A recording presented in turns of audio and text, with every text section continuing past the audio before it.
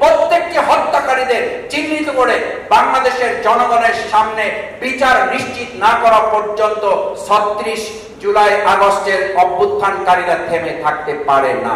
আপনি ২০২৪ সালে, শুধু এই ২৪ সালে গণহত্যাকেই যদি গণহত্যা বলেন, তাহলে ২০০৬ সালের ২৮ অক্টোবরকে আমরা কি বলবো?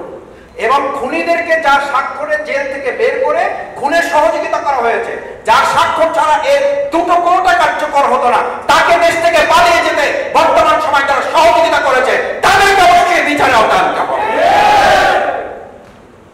গণহত্যার বিচার তো আরো বহু পরের কথা। আমরা তো লক্ষ্য করছি এই গণহত্যার যারা চূড়ান্ত মদতদাতা, যাদের নির্দেশনা, যাদের পরিকল্পনা, যাদের প্রত্যক্ষ পরোক্ষ মদদে এই কার্যক্রমগুলো পরিচালিত হয়েছে, সেই সমস্ত ব্যক্তি, সেই সমস্ত সংগঠন, সেই সমস্ত তৎকালীন সময় দায়িত্বপ্রাপ্ত লোকেরা এই কাজগুলোর সাথে সম্পৃক্ত থেকে এখন তারা পার পেয়ে যাচ্ছে। সম্মানিত বন্ধুগণ, আপনারা লক্ষ্য করছেন যে আমাদের মাঝে আমাদের সম্মানিত অতিথি, বাংলাদেশের বর্তমান সময়ের অত্যন্ত জনপ্রিয় পত্রিকা, পাঠক নন্দিত, শ্রোতা দর্শক নন্দিত পত্রিকা আমার দেশের সম্মানিত সম্পাদক। আমি সবসময় বলি, একজন মানুষের লেখার গুণ থাকে, বলার গুণ থাকে না। লেখা এবং বলার গুণ থাকে, মাঠে কাজ করার কথা থাকে না। তিনি বলেন যে ভাই আমি লিখতে পারি, এত সব সামলাইতে পারি না। আলহামদুলিল্লাহ, সামনে বলছে এই কারণে আল্লাহ তাআলা কিছু মানুষকে তো তৈরি করেন দেশ এবং জাতির নেতৃত্ব দিয়ে, যিনি একই সাথে লিখতে পারেন এবং আজকে বলার মধ্যে দিয়ে আপনারা শুনবেন তিনি বলতে পারেন। এবং একই সাথে তিনি যখন একথা বলেছিলেন, আমি দেশের স্বাধীনতা, সার্বভৌমত্ব এবং ইসলামের জন্য প্রয়োজনে শহীদ হব, আমাদের সেই প্রিয় নেতা মাহমুদুর রহমান সাহেবকে আমরা আমাদের প্রোগ্রাম থেকে আন্তরিক ধন্যবাদ এবং কৃতজ্ঞতা জানাই। আমরা একটু পরে তার কথা শুনবো। আমি 2 মিনিটের মধ্যে আমার কথা শেষ করতে চাই। প্রিয় ছাত্র ছাত্রী ভাই এবং বোনেরা, উপস্থিত সুধী মণ্ডলী, যে কথাটি বলছিলাম যে আজকে গণহত্যার এই সিলসিলাটি শুধুমাত্র 3টা, 4টা, 5টা, 6টা সংখ্যাতাত্ত্বিকতার মধ্য দিয়ে এটাকে ব্র্যাকেটেড করলে আমরা অনেক ভাইয়ের প্রতি, অনেক পরিবারের প্রতি, শহীদদের প্রতি আমরা জুলুম করব। আপনি 2024 সালে, শুধু এই 24 সালে গণহত্যাকেই যদি গণহত্যা বলেন, তাহলে 2006 সালের 28 অক্টোবরকে আমরা কি বলবো? তাহলে 2009 সালের 57 জন সেনা অফিসার সহ 71 জনকে হত্যাকে আমরা কি বলবো? তাহলে ট্রাইব্যুনাল মাধ্যমে যে মানবতা বিরোধী অপরাধের রায় সাজিয়ে যাদেরকে প্রকাশ্যে ফাঁসিতে হত্যা করা হয়েছে, এদের ব্যাপারে আমরা কি বলবো? তাহলে 2021 সালে শুধু নরেন্দ্র মোদীকে আমাদের দেশে আনার জন্য 25 জনকে হত্যা করা হয়েছে, আমরা এটাকে কি বলবো? তাহলে আমরা 2013 সালে 28 তারিখ থেকে 5 তারিখ পর্যন্ত আমাদের 2.5 শতাধিক ভাইকে মাওলানা দেলোয়ার হোসেন সাঈদী রাহমাহুল্লাহ রায়কে কেন্দ্র করে যাদের উপরে গুলি চালিয়ে হত্যা করা হয়েছে, তাদেরটাকে আমরা কি বলবো? এই প্রত্যেকটা বিষয়কে সামনে রেখে যদি আমরা আজকে জাতিকে ঐক্যবদ্ধ করে এই সিদ্ধান্তে উপনীত হতে পারি, 2024 সালের 5ই আগস্ট, সেই দিন পর্যন্ত আপনারা বলেছিলেন আমাদের জুলাই শেষ হয় নাই, আমাদের আগস্ট শেষ হয় নাই, আমাদের জুলাই এবং আগস্ট চলমান আছে এবং এটাকে চলমান রেখেই তৎকালীন প্রত্যেকটি গণহত্যা না, প্রত্যেক দিন এক একজন যাদেরকে হত্যা করা হয়েছে, প্রত্যেকটি হত্যাকারীদের চিহ্নিত করে বাংলাদেশের জনগণের সামনে বিচার নিশ্চিত না করা পর্যন্ত ৩৬ জুলাই আগস্টের অভ্যুত্থানকারীরা থেমে থাকতে পারে না।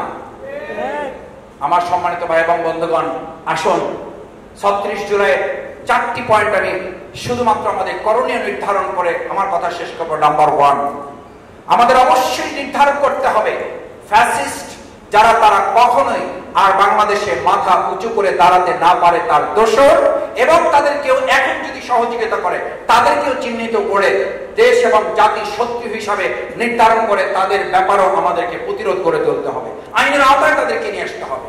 নাম্বার 2, এই গণহত্যা এবং প্রত্যেকটি শহীদ পরিবারের শহীদ সদস্য যারা, তাদের কাছে আমাদের দায়বদ্ধতা আছে তাদের বিচার নিশ্চিত করার জন্য। শুধু 2টা, 3টা, 4টা, 5টা, 6টা গণহত্যা বিচারের ইতিহাসে এগুলো আমরা তুলে ধরবো, কিন্তু প্রত্যেকটি হত্যার বিচারের জন্য আওয়ামী লীগ এবং তার দোসর যারা, তাদেরকে বিচারের আওতায় নিয়ে এসে তাদেরকে কার্যকর ভূমিকা পালনের জন্য আমাদের ঐক্যবদ্ধ ভূমিকা পালন করতে হবে। নাম্বার 3, আমাদের এই বর্তমান সময় আমরা লক্ষ্য করি পৃথিবীর যে সমস্ত দেশগুলোতে এরকম গণহত্যা পরিচালিত হয়েছে, সেই দেশের সেই সময় রাষ্ট্রপতি, সেখানকার সংবিধান, সেখানকার আদর্শ, সেখানকার তৎকালীন সময়ের প্রত্যেকটি বন্দোবস্তকে পরিবর্তন শুধু করা হয় নাই, সংযোজন বিয়োজন করা হয় নাই, প্রত্যেকটাকে বিলুপ্ত ঘটিয়ে নতুন আরেকটা পাটাতন তৈরি করা হয়েছে। আমরা যতক্ষণ পর্যন্ত এই নতুন বন্দোবস্ত তৈরি করতে না পারবো, ততক্ষণ শুধুমাত্র একটা নির্বাচন দিয়ে জাতিকে মুক্ত করা যাবে না।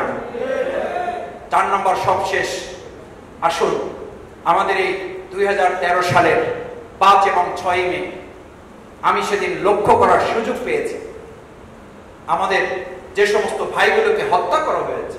তারপর প্রতিদিন টেলিভিশনে একটা টক শো হতো, সেই টক শোতে যারা অংশগ্রহণ করতো তাদের চোখ দিয়ে পানি বের হতো। আমি দেখতাম, এখনো আপনারা পাবেন কিছু কিছু টক শো, যে আমাদের পল্টনের গাছগুলো কেটে ফেলা হয়েছে। আমি খুব বিস্মিত হতাম। আমাদের কয়েকশত আলেমকে গুলি করে রক্তাক্ত অবস্থায় ফেলে দেওয়া হয়েছে, সেটি নিয়ে তারা কথা বলতো না। গাছ কেটে ফেলা হয়েছে, এটি নিয়ে তৎকালীন কিছু সুশীল সমাজের লোকেরা চোখের পানি ফেলতো। তার অর্থ হচ্ছে তারা মানবিক সমাজের পরিবর্তে একটা পাশবিক সমাজ তারা তৈরি করতে চেয়েছিলেন। গাছ কাটার জন্য তাদের চোখের পানি পড়ত। তাদের সেই সময় সেই ভয়ঙ্কর নেত্রী বলতো, এই সমস্ত আলেমরা গায়ে রক্ত মেখে রাস্তায় তারা পড়েছিল। কত ভয়ঙ্কর, বিভৎস এবং হায়নার চরিত্র হলে একজন মানুষ এই কথা বলতে পারে যে নিজ দায়িত্ব এবং নির্দেশ দিয়ে এই আলেমদেরকে, এই দেশপ্রেমিক মানুষগুলোকে হত্যা করেছে। সেই লোকটা যখন বলে এরা রক্তমাখা অবস্থায় রাস্তায় পড়েছিল নিজেরা নিজেদের দায়িত্ব নিয়ে, আসুন সেরকম আরেকটা নতুন ফেসিবাদের সমাজ থেকে আমাদেরকে বাঁচতে হলে ঐক্যবদ্ধভাবে এই প্রত্যেকটি বিচারের কার্যকর করার জন্য আমরা যেন ভূমিকা পালন করি, যেমন ভূমিকা পালন করেছেন আপনারা জুলাই, আগস্ট 71, 52, 21 এবং 24-এর জুলাই থেকে আগস্ট পর্যন্ত সেই ভূমিকা আগামী দিনও আপনারা পালন করবেন, সেই প্রত্যাশা ব্যক্ত করে আমার কথা শেষ করছি। সবাইকে ধন্যবাদ। আসসালামু আলাইকুম ওয়া রাহমাতুল্লাহি ওয়া বারাকাতুহু।